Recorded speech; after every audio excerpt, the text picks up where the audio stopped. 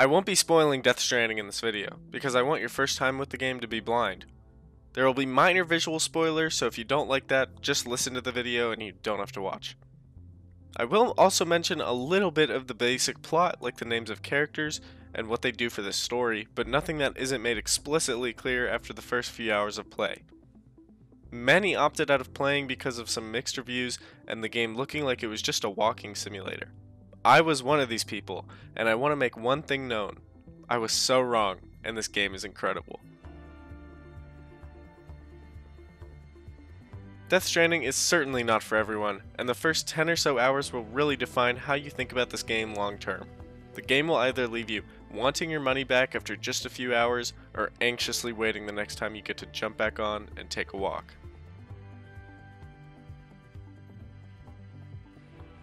After a cataclysmic event has reshaped the laws of the universe, Sam Porter Bridges must reconnect America by delivering Amazon Prime packages to various holograms. Like Conan, of course. If Kojima is known for anything aside from hours-long cutscenes, it's his batshit crazy stories, and this game has both of those in spades. How tolerant you are to Kojima's usual storytelling trends will heavily determine how you enjoy this story, but it never felt lost on me personally. I went into this game thinking the story would leave me uninterested and confused, but surprisingly I was enthralled throughout the entire experience. The world that Kojima has crafted here in just the 3 or 4 years after his departure at Konami is nothing short of breathtaking. Considering the circumstances of, well, you know, when people die they explode, and when it rains everything gets older, and there's these black sludge monsters, it's a whole thing. There's a lot of new terminology that characters will throw around, and it'll make you feel like a kid trying to file tax paperwork. That is to say, you'll have no idea what they're talking about. This didn't happen to me that often, but it can make it a bit frustrating if you find yourself trying to get immersed only to just get confused. I will say as the story unfolds it becomes a lot less confusing, and after the beginning story acts you'll find yourself well acquainted with most of the lingo these characters will throw around. It also goes without saying this game heavily awards your attention and time. More on that later. The cast of characters in this story are as memorable as they are short in number. And while the supporting ensemble may be small, that's one of the game's biggest strengths. With a small cast, you get a lot more time to get intimate with the few that are here, leading to some of the most unique characters I've seen in fiction. Characters like Hartman and Mama I will never forget, purely because how their stories were told. The performances for these characters stand out especially, and I wasn't expecting to get nearly as invested as I was. Norman Reedus as Sam Bridges is nothing to write home about, but supporting characters like Mads Mikkelsen and Guillermo del Toro fit great into their respective roles. Special mention for Troy Baker because he kills it in his role. The writing wasn't the only element that so heavily immersed me into this space. That award goes to the visuals.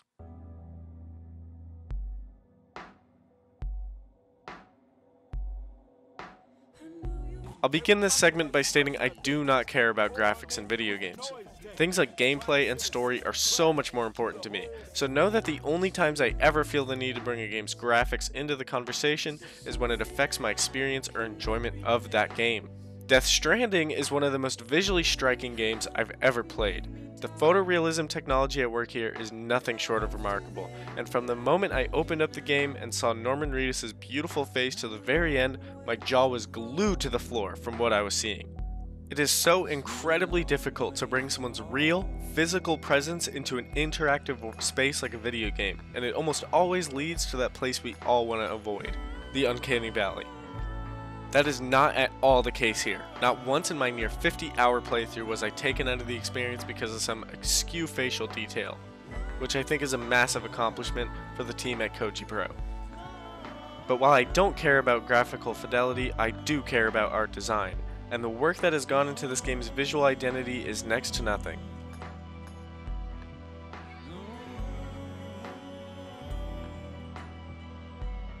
Who cares about any of this crap? What about the actual game you're paying for? The core gameplay loop has you going place to place, delivering packages for cities to rebuild society from the ground up, interwoven with random enemy encounters and rain, which spawns these goopy ghost motherfuckers called BTs to come and take you on the slippy slide. Oh yeah! The open world aspect of this game is quite different to its genre contemporaries. In this genre, we tend to get one of two games. The map marker filled checklists like Far Cry or Assassin's Creed, and the ones that focus on exploration and curiosity like Breath of the Wild. Sometimes we get a little something of both, similar to 2020's Ghost of Tsushima, but Death Stranding is something entirely new for the genre. In Death Stranding, your environment is the main adversary. One of the most interesting design decisions of Death Stranding is just how much emphasis it places on traversal. You constantly have to adjust your balance, as the more things you carry, the more like you are to tumble and fall. While it certainly got on my nerves sometimes to lose a bunch of progress during a long trek, that felt like it was kind of the point.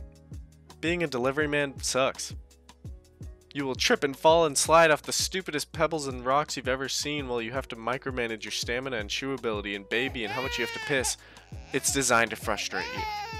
Hell, the core progression systems in this game are designed around making your very tedious job incrementally less tedious. And it's genius. The progression system in this game completely shocked me. Kojima somehow made a gameplay loop based on frustrating you feel so rewarding and fun. I think it has something to do with the pacing and the way content is opened up to you. The missions are paced so that new environments and mechanics are slowly being dished out to you as you uncover the map. After almost every mission, be it story or side content, you are rewarded with at least one new piece of tech and materials to make your next trek that bit easier. Some of these are small, and some of these are literally building roads to clear a ton of land easily. But the main takeaway is that this lasted throughout the entire game. 30 to 40 hours in, and I was still regularly unlocking new mechanics and new challenges. This game has so much to show to you, and the way it's presented is paced so well. I was actually really surprised how many types of environments you will traverse, and how many of them present their own set of challenges. Open grassy fields that are easy to traverse, but make you incredibly easy to spot for enemies. Rocky, rough terrain that really wears you down, stuff like that. But the environment isn't the only thing trying to kill you. PvE encounters are the real physical threat to your Prime deliveries, and they vary pretty heavily in quality. Imagine watching your surveillance video to see this, an Amazon van just literally plowing into your garage. Yikes.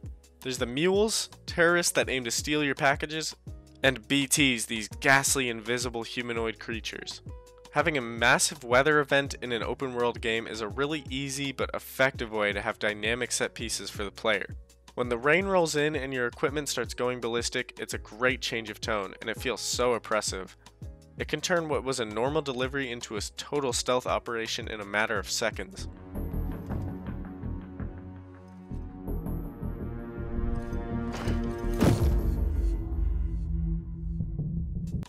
That's right, this game has full-on stealth sections against these invisible creatures you can't see. It's terrifying. The designs of these BTs are straight up horror monsters, and having an invisible foe to combat makes for really interesting scenarios.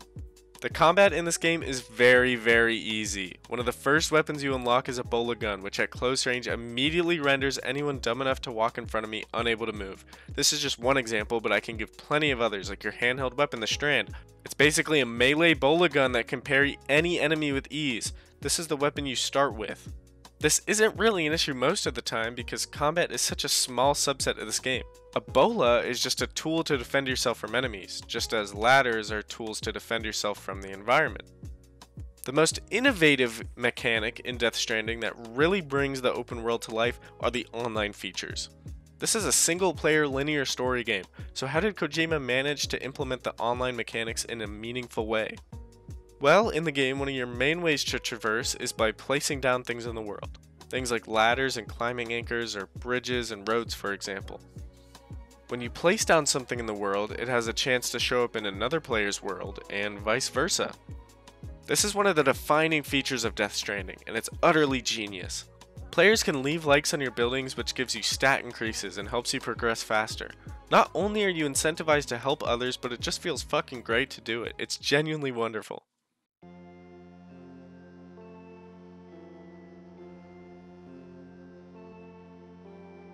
I think it also speaks a lot to this game's message.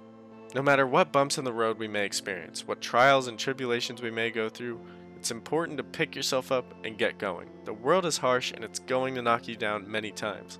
Helping yourself and helping others along the way is how we forge connections and how we help ourselves become better.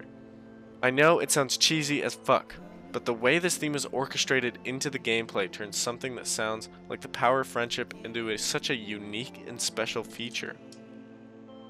A game, no, an experience this unique seldom comes in our lifetimes. At a time when our trust for game companies is at an all-time low, it's so reassuring to play a game like this.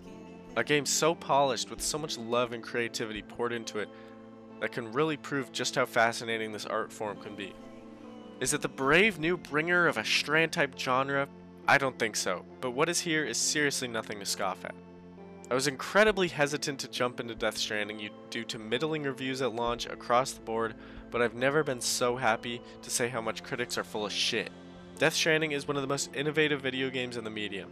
There are very, very few games who try to accomplish so much, and even fewer who succeed at almost everything it sets out to do.